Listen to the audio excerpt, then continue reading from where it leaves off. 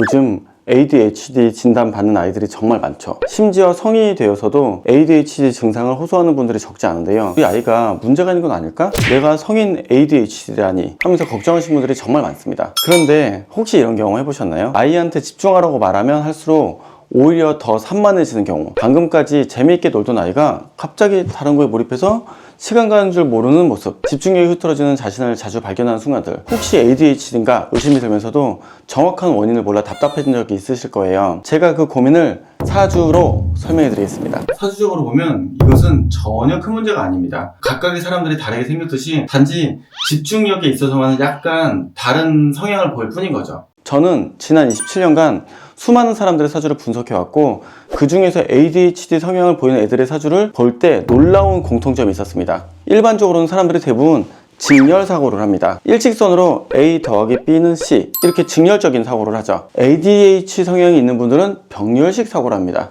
A 더하기 B, D 다음에 C 이런 식으로 갑자기 이렇게 생각을 뛰어넘어가요. 이 생각했다가 저 생각했다가 하기 때문에 한 가지를 꾸준하게 하기 힘든 뇌구조로 가진 거죠. 그럼 어떤 사주들이 ADHD 성향을 갖고 있는지 짤막하게 말씀드려 볼게요. ADHD 성향을 가진 사주 특징 3가지. 바로 천간의 합과 충이 복잡하게 얽혀있는 구조이거나 1천간이 음사주일 때, 이런 사주는 마치 시계에 톱니바퀴 어긋난 것처럼 뇌의 집중력이 흐트러지는 게 정상 구조로 갖고 있습니다. 또 하나, 화의 기운이 과하게 많은 사주라서 ADHD 성향과 깊은 연관이 있습니다. 끊임없이 타오르는 불꽃처럼 에너지가 넘쳐서 가만히 있지 못하는 아이들, 차분해야 할 순간에도 마음이 진정되지 않고 한 곳에 오래 머무르지 못하는 특성을 보입니다. 그리고 또 한 가지, 일간은 극하는 기운이 양쪽에서 압박하는 거죠. 즉 월일시가 있는데 1천간을 월이나 시간이 깰 때, 이런 사주는 마치 고성능 엔진이 계속해서 제동이 걸리는 것과 같아 잠재력을 온전히 발휘하기가 어렵습니다. 그렇다면 이런 성향을 조절할 방법이 있을까요? 놀랍게도 출산태기를 통해서 아이의 선천적 기질을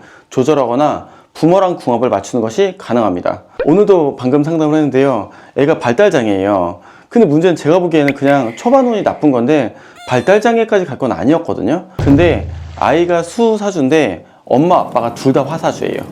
그러니까 아이가 초반부터 극을 얻어맞으면서 자라다가 초반운이 화대운이 오니까 수사주가 증발하면서 뇌 구조가 불일치한 상태가 되고, 그러다 보니 발달 속도가 늦어지게 된 거죠. 그런 안타까운 일들을 보면서 제가 빨리 이걸 알려서 뭔가 이상으로 이렇지 않은 상황을 만들어야겠다는 약간 그런 소명감을 가졌습니다. 실제로 저는 수많은 부모님들의 의뢰를 받아 출산태기를 도와드렸고요. 그 결과 부모들이 선택한 방향으로 아이들이 성장할 수 있는 상태를 만들어냈습니다. 어느 정도 수준까지는 가능하게 되었어요. 한 대학병원 병원장님 부부가 제게 했던 말이 기억납니다. 우리도 낳아보고 나서는 알게 되었다고. 그렇습니다. 이제 출산이 단순한 선택이 아닙니다. 아이의 운명을 설계할 수 있는 중요한 기회입니다. 27년이란 시간 동안 수많은 예비 부모님들을 만났습니다. 그분들은 하나같이 이런 마음을 전하셨죠. 태어날 아이가 나보다도 좀 더 나았으면 좋겠다. 제 입장에서 또 이렇게 얘기 드립니다. 아이가 금수저인 것보다 더 좋은 사주로 낳아주는 게 훨씬 더 좋은 미래라고. 특히 기억에 남는 건 둘째를 위해 찾아오시는 부모님들입니다. 추후에 그분들이 둘째를 그 날짜를 낳고 나면 첫째랑 너무 달라요.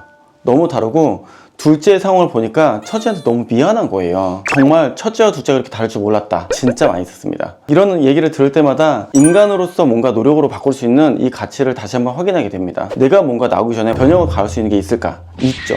이렇게 해서 출산태길이 필요하다는 거를 소명감처럼 되게 알려드리고 싶은 마음이었습니다. 나보면요 되게 울 때부터 다르거든요. 태길 맞춘 애들이 생각보다 되게 안 울어요. 사주를 그렇게 맞춰놨으니까요. 아이를 태길에서 낳았으면 좋았겠지만 자라고 있는 자녀들에게는 해결책이 더 중요하죠. 우리 아이가 혹은 내가 그 이시에 해당하는지 한번 체크해 보십시오. 그리고 심각한 문제가 아님을 인지하시고 안도하시길 바라겠습니다. 그리고 ADHD 관련된 고민을 해결할 방법도 알려드리겠습니다. 영상 끝까지 시청해 주십시오. 그럼 어떤 사주 구조가 ADHD의 특성이 나타나게 될까요? 사주 원국의 천간 합충 구조. 천간은 뇌구조 및 판단력, 성향 등을 나타내는데요. 천간의 합충 구조는 아이의 성향에 매우 독특한 영향력을 미칩니다. 천간에 합이 있는 사주의 아이들은 한 가지에 과도하게 몰두하고 집착하는 성향을 보이죠. 관심사에 빠져들어서 주변을 보지도 못합니다. 천간에 충이 있는 경우 갑작스러운 돌발 행동, 자제력 부족으로 고민하게 됩니다. 주의력이 흩어지고 행동조절 능력이 어려워져서 부모님들의 마음을 되게 안타깝게 만들거든요. 그게 천간의 충 구조일 때 되게 많이 발생을 하고요. 이런 두 가지를 동시에 원국에 갖고 있는 경우 ADHD의 증상이 두드러지게 나타납니다. 갑자기 싫어하다가 왜? 갑자기 이렇게 생각이 딱 바뀌어요. 이 편차의 업다운이 심한 게 ADHD 증상의 사주구조가 있을 때예요. 손님한테 저희 아이가 ADHD 약을 먹는데요. 근데 저는 약을 먹으러 할 때가 있어요. 왜 그러냐면 내 뇌에 기존에 발생하는 그 연도의 특성입니다. 반대로 말하면 이번 연도가 넘어가면 사라집니다. 그래서 제가 애가 이번 연도 운이 나쁘니까 약 드시고요. 내년 2월 5일 정도에 입춘 지나고 나시면 안 먹으셔도 괜찮습니다. 기간을 찍어줍니다. 이런 거 근데 성인분들도 되게 많이 있습니다. 제 손님 중에 의사 변호사분들 꽤 있는데 제가 뭐라 그러냐면 이번 연도 3, 4월달 운 나쁜데 그냥 약 드시죠. 그러면 안 그래도 전조가 나오고 있었어요 라고 얘기를 해요. 왜냐면 나쁜 연도에 뇌의 기전이나 나이가 옛날보다 이 상처를 받는 느낌이 되게 큰 거예요. 근데 사람은 봐야 되잖아요. 그 상처받는 게 크니까 제가 그냥 약을 드세요. 왜냐면 뇌의 기전의 문제니까 약을 먹어서 디펜스 하라는 거죠. 의사분들 기가 막히게 알아듣고 알아서 드십니다. 우리 아이는 어떻게 해야 될까요? 약 먹을 때, 약 안 먹을 때 있습니다. 원래 그렇다고 맨날 먹이실 필요는 없잖아요. 어느 정도 기간이 나쁠 때는 먹이고 어느 정도 기간이 나쁘지 않을 때는 안 먹이고 이런 밸런싱을 하신다면 좀 더 부담감이 덜 하실 겁니다. 어느 순간 까먹을 정도로 그냥 문제가 없어요.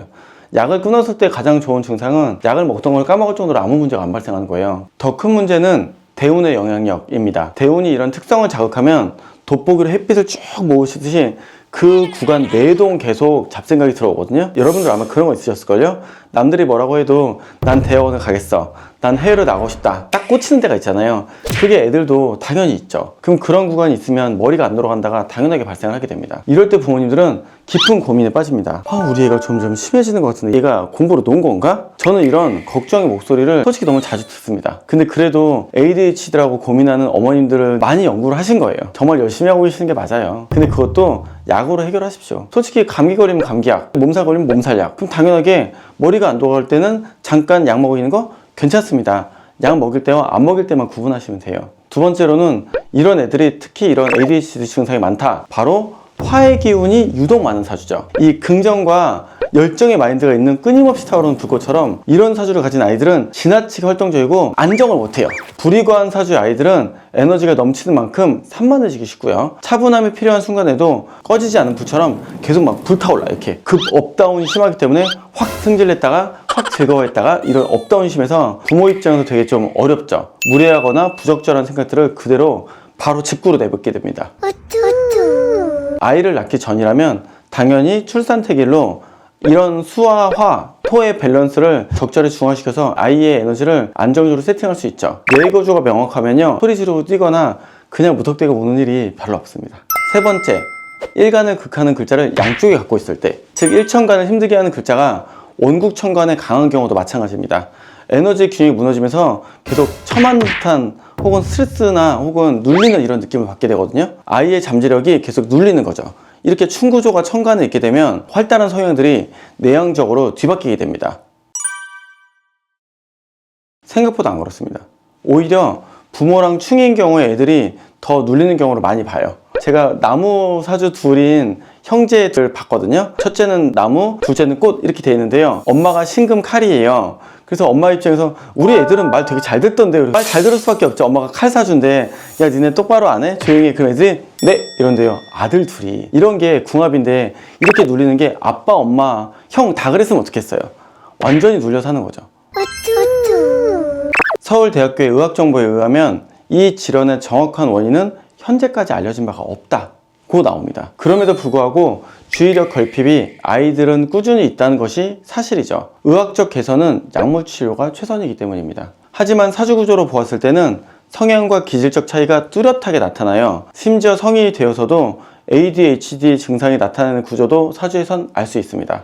저도 상담 때마다 되게 놀라웠습니다. 그럼 이미 ADHD로 약을 복용하면서 산만한 것을 조절하거나 집중력을 올리고자 노력하는 아이들을 위해서 어떤 해결책이 있을까요? 첫 번째, 저는 아이의 대운, 세운을 보고 약의 복용 시기를 정해드립니다. 좋은 운 때에는 약을 복용하지 않아도 무난하게 지낼 수 있기 때문에 과도하게 약을 먹으면서 굳이 그렇게 누를 필요가 없어요. 두 번째로는 화 기운이 많은 친구들에게는 수나 토의 기운이 많은 친구들을 틈을 짜주거나 선생님을 맞춥니다.